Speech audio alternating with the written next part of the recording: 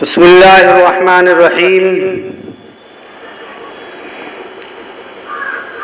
میں نے اس سے پہلے عرض کیا تھا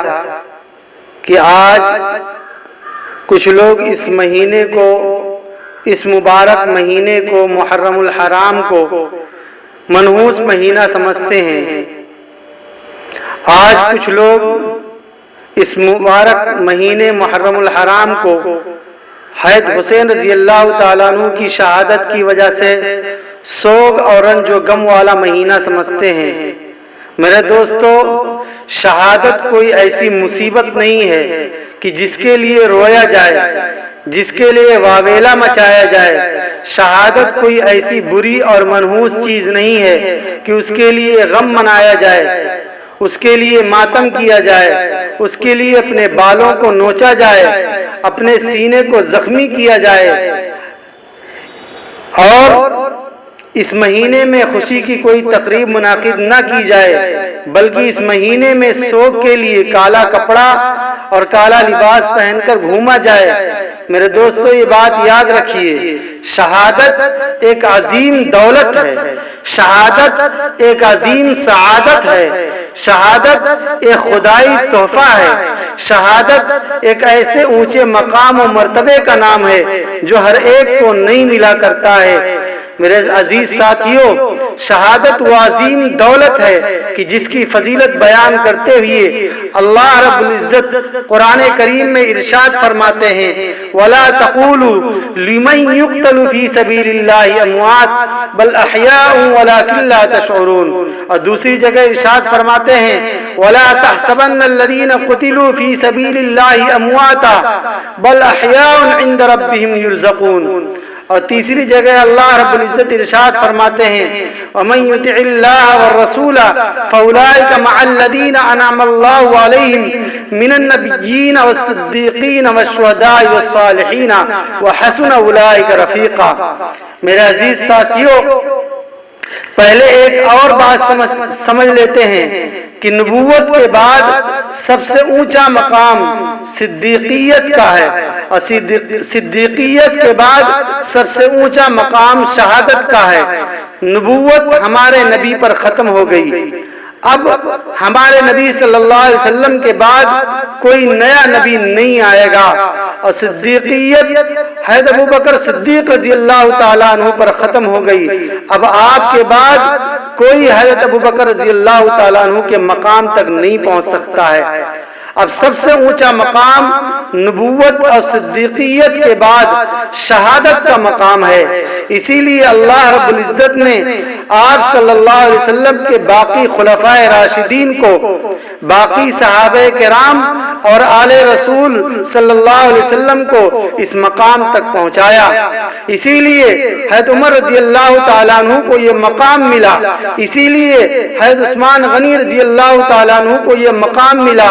اسی لیے حضرت علی رضی اللہ تعالیٰ عنہ کو یہ مقام ملا، اسی لیے حضرت حسن رضی اللہ تعالیٰ عنہ اور حضرت حسین رضی اللہ تعالیٰ عنہ کو یہ مقام ملا،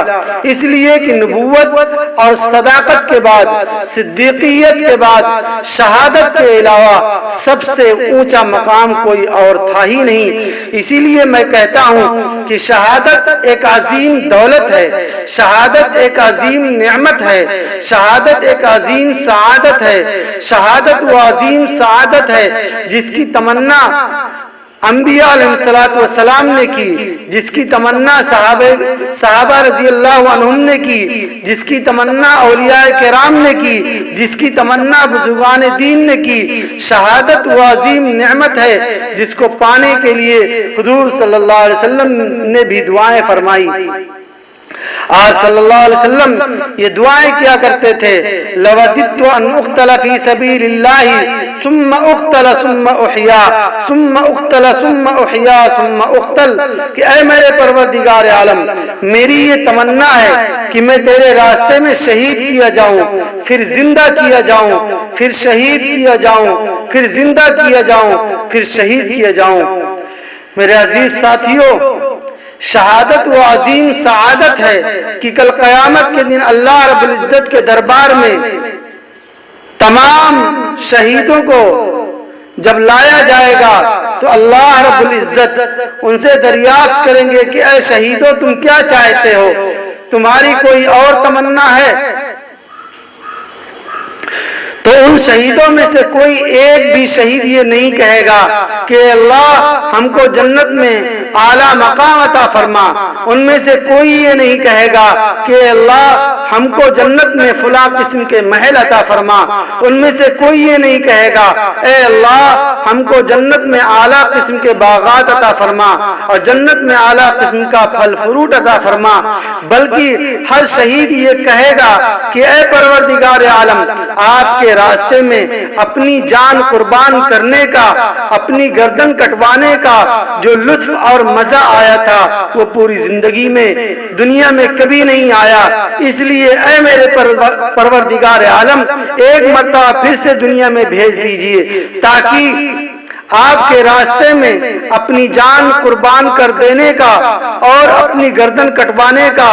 ایک بار پھر لطف اور مزہ آ جائے۔ شہادت وہ عظیم دولت ہے جس کے لیے صحابہ کرام رضی اللہ عنہم اجمعین دعائیں کیا کرتے تھے۔ حضرت عمر رضی اللہ تعالیٰ عنہ بھی یہ دعا کرتے تھے، اللہم ارزقنی شہادتا فی بلد رسولک، اے اللہ مجھے اپنے رسول کے شہر میں شہادت کی موت نصیب فرما۔ چنانچہ اللہ رب العزت نے ان کی یہ دعا قبول فرمائی اور مصلی رسول پر آپ کو شہادت عطا فرمائی۔ ایک مرتبہ جہاد کا اعلان ہوا، حضرت ابوبکر رضی اللہ تعالیٰ عنہ کے زمانے میں حضرات صحابہ کرام رضی اللہ عنہ اجمعین کا دعوی نبوت کرنے والے کی فوج سے مقابلہ ہوا۔ مقابلہ سخت تھا، اس جنگ میں تقریباً 1200 قرآن کریم کے قاری بھی شہید ہو گئے۔ اس جنگ میں حضرت عمر رضی اللہ تعالیٰ عنہ کے بھائی زید بن خطاب رضی اللہ تعالیٰ عنہ بھی شہید ہو گئے۔ اس جنگ میں حضرت عمر رضی اللہ تعالیٰ عنہ کے بیٹے حضرت عبداللہ بن عمر رضی اللہ تعالیٰ عنہ بچ گئے۔ جب گھر واپس لوٹے تو حضرت عمر رضی اللہ تعالیٰ عنہ اپنے بیٹے حضرت عبداللہ کو بلا کر فرمایا، تجھے شرم نہیں آئی؟ تیرا چچا تو شہید ہو گیا اور تو زندہ بچ کر واپس آ گیا، کہیں ایسا تو نہیں کہ تو کہیں چھپ گیا ہو، کہیں ایسا تو نہیں کہ تو دشمن کو پیٹھ دکھا کر بھاگ کھڑا ہوا تھا، کہیں ایسا تو نہیں کہ تو دشمن کے ڈر سے میدان جنگ سے الگ کھڑا ہو کر تماشا دیکھ رہا تھا، کاش کہ تو بھی شہید ہو جاتا تو کل قیامت کے دن میں اپنے رب کے سامنے فخر کرتا اور میں اپنے پروردگار عالم سے کہتا کہ اے پروردگار عالم، تیرے نبی کی ختم نبوت کے خاطر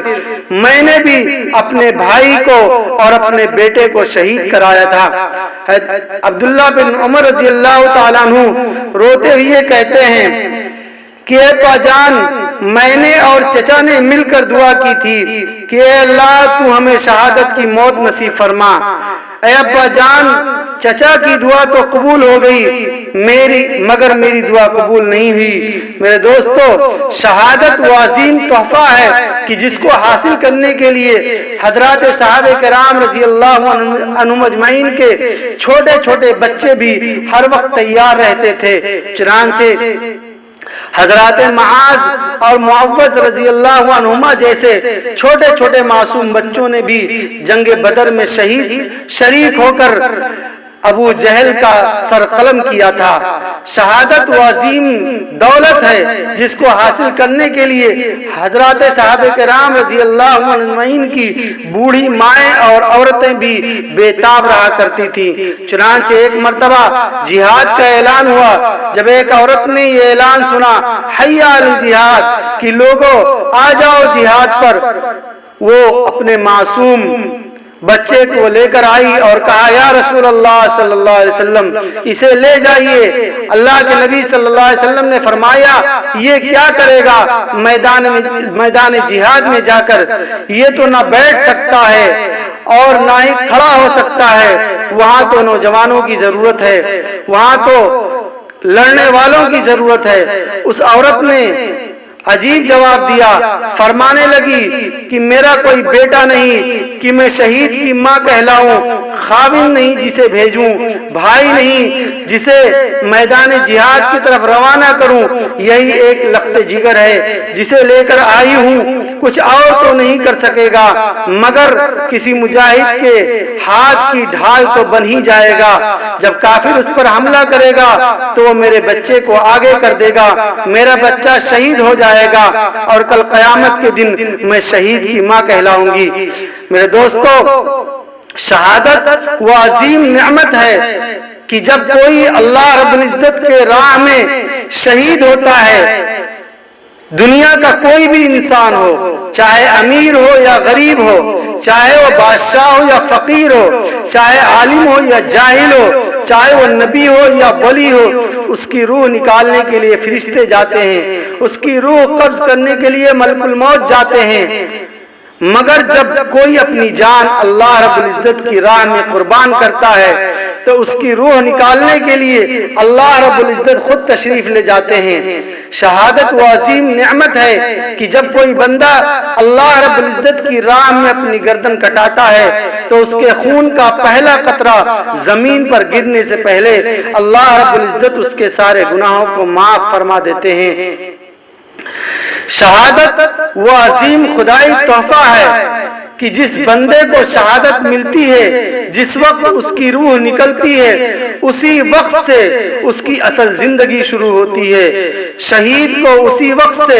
ابدی زندگی مل جاتی ہے، شہید کو اسی وقت سے اصلی زندگی مل جاتی ہے۔ اسی چیز کو اللہ رب العزت نے قرآن کریم میں بیان فرمایا، وَلَا تَقُولُوا لِمَنْ يُقْتَلُ فِي سَبِيلِ اللَّهِ أَمْوَاتٌ بَلْ أَحْيَاءٌ وَلَكِنْ لَا تَشْعُرُونَ وَلَا تَحْسَبَنَّ الَّذِينَ قُتِلُوا فِي سَبِيلِ اللَّهِ أَمْوَاتًا بَلْ أَحْيَاءٌ عِندَ رَبِّهِمْ يُرْزَقُونَ۔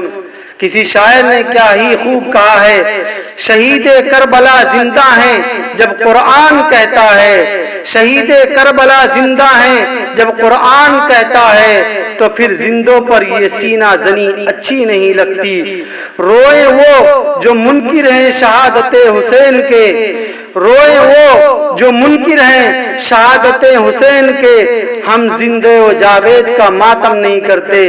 ہے محبت اپنی جان سے زیادہ آل رسول سے، ہے محبت اپنی جان سے زیادہ آل رسول سے، یوں سر عام ہم ان کا تماشا نہیں کرتے۔ تو میں عرض کر رہا تھا کہ شہادت ایک نعمت ہے، شہادت مصیبت نہیں، شہادت غم کی چیز نہیں بلکہ فخر کی چیز ہے۔ شہادت کوئی ایسی بری اور منحوس چیز نہیں کہ جس کے لیے رویا جائے، جس کے لیے ماتم کیا جائے۔ اگر اسلام میں ماتم جائز ہوتا تو سب سے پہلے حضور صلی اللہ علیہ وسلم اپنے چچا جان کے دردناک شہادت پر ضرور ماتم کرتے۔ اگر اسلام میں ماتم جائز ہوتا تو حضرات صحابہ کرام رضی اللہ عنہم اجمعین حضور صلی اللہ علیہ وسلم کی وفات پر ضرور ماتم کرتے۔ اگر اسلام میں ماتم کی اجازت ہوتی تو صحابہ رضی اللہ عنہم اجمعین، حضرت عمر رضی اللہ تعالیٰ عنہ اور حضرت عثمان غنی رضی اللہ تعالیٰ عنہ کی شہادت پر ضرور ماتم کرتے۔ اگر اسلام میں ماتم کی اجازت ہوتی تو حضرت حسن رضی اللہ عنہ اور حضرت حسین رضی اللہ تعالیٰ عنہ اپنے والد علی رضی اللہ تعالیٰ عنہ کی شہادت پر ضرور ماتم کرتے۔ اگر اسلام میں ماتم کی اجازت ہوتی تو حضرت حسین رضی اللہ عنہ اپنے بھائی حضرت حسن رضی اللہ تعالیٰ عنہ کی شہادت پر ضرور ماتم کرتے۔ اگر اسلام میں ماتم کی اجازت ہوتی تو حضرت زینب رضی اللہ عنہا اور آپ کے اہل بیت حضرت حسین رضی اللہ تعالیٰ عنہ کی شہادت پر ضرور ماتم کرتے۔ اگر اسلام میں کسی کی شہادت پر ماتم کی اجازت ہوتی تو پوری اسلامی تاریخ شہادتوں سے بھری پڑی ہے، تو پھر کوئی سال، کوئی دن، کوئی ہفتہ، کوئی مہینہ خالی نہیں ہوتا جس میں کوئی نہ کوئی کسی نہ کسی بڑے کی شہادت پیش نہ آئی ہو۔ انبیاء کرام رضی اللہ عنہم اجمعین کی شہادتیں غزوہ بدر، غزوہ احد، غزوہ خندق، غزوہ خیبر، غزوہ حنین میں حضرات صحابہ کرام رضی اللہ عنہم اجمعین کی شہادتیں ہوئیں، تو ہم کس پر ماتم کریں؟ اور یہ سب شہادتیں قرآن کریم کے فیصلے کے مطابق شہدائے کربلا سے افضل ہیں، شہدائے احد شہدائے کربلا سے افضل ہیں، شہدائے خیبر شہدائے کربلا سے افضل ہیں۔ اگر اسلام میں ماتم کی اجازت ہوتی تو مسلمان پورے سال ماتم ہی کرتے رہتے، پورے سال روتے پیٹتے ہی رہتے، پورے سال نوحہ اور مرثیہ ہی پڑھتے رہتے، تو پھر ان کے پاس کوئی اور کام ہوتا ہی نہیں سوائے ماتم کے اور رونے پیٹنے کے۔ اس لیے میرے دوستو، اسلام میں نہ کل ماتم کی اجازت تھی، نہ آج ماتم کی اجازت ہے، اور نہ قیامت تک اس کی اجازت مل سکتی ہے۔ اللہ رب العزت ہم سب کو صحیح دین سمجھنے کی توفیق عطا فرمائے۔ وآخر دعوانا الحمدللہ رب العالمین۔